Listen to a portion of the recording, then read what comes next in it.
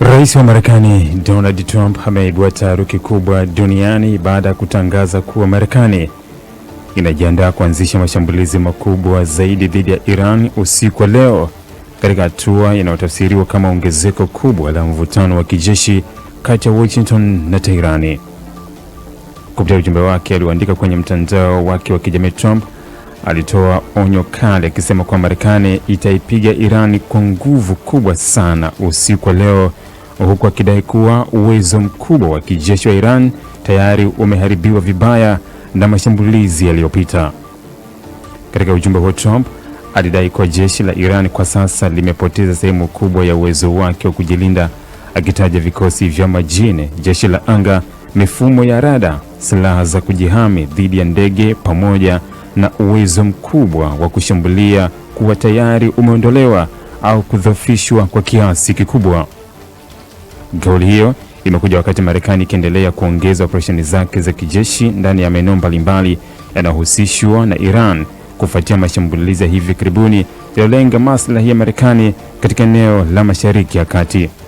Hata hivyo, kilichovutia hisia zaidi si tu tishio la mashambulizi mapya, bali ni tamko la Trump kuhusu mpango wa Marekani kuchukua udhibiti wa kisiwa cha Kurg pamoja na maeneo mengine muhimu ya mafuta na gesi ya Iran.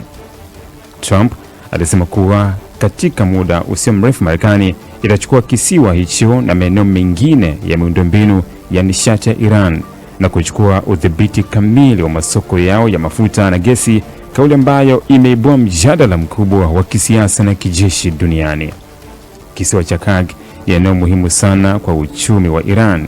Kisiwa hicho kinatajwa kuwa moyo wa sekta ya mafuta ya taifa hilo kwa sababu sehemu kubwa sana ya mafuta ghafi yanayosafirishwa kutoka Iran kwenda duniani kupitia hapo. Bandari zake hutumika kupakia mafuta kwenye meli kubwa zinazoelekea Asia, Ulaya na maeneo mengine ya dunia. Kwa miaka mingi, eneo hilo limekuwa uti wa mgongo wa mapato ya Iran kutokana na mauzo ya mafuta. Hivyo kulenga au kuchukua udhibiti wa eneo hilo kunaweza kuathiri vibaya uchumi wa Iran kwa kiwango kikubwa. Tamko la Trump limeongeza hofu kuwa Marekani huenda isiwe inalenga tena mashambulizi ya muda mfupi pekee, bali inaweza kuwa inafikiria operesheni ya muda mrefu ya kudhibiti miundombinu muhimu ya Iran.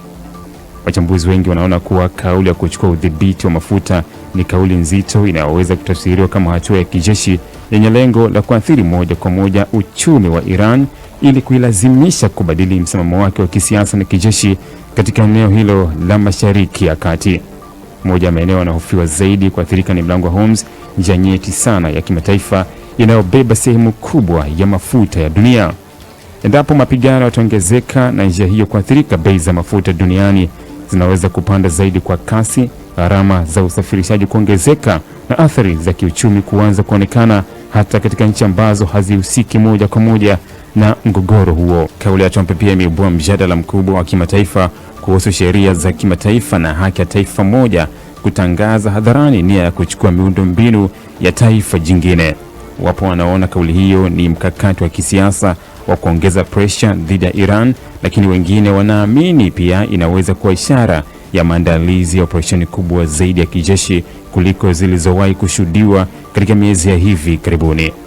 Kwa sasa macho ya dunia yameelekezwa Mashariki ya Kati, huku wengi wakisubiri kuona kama kweli Marekani itatekeleza mashambulizi hayo makubwa usiku wa leo kama alivyotangaza Trump, na kama Iran itajibu kwa nguvu gani.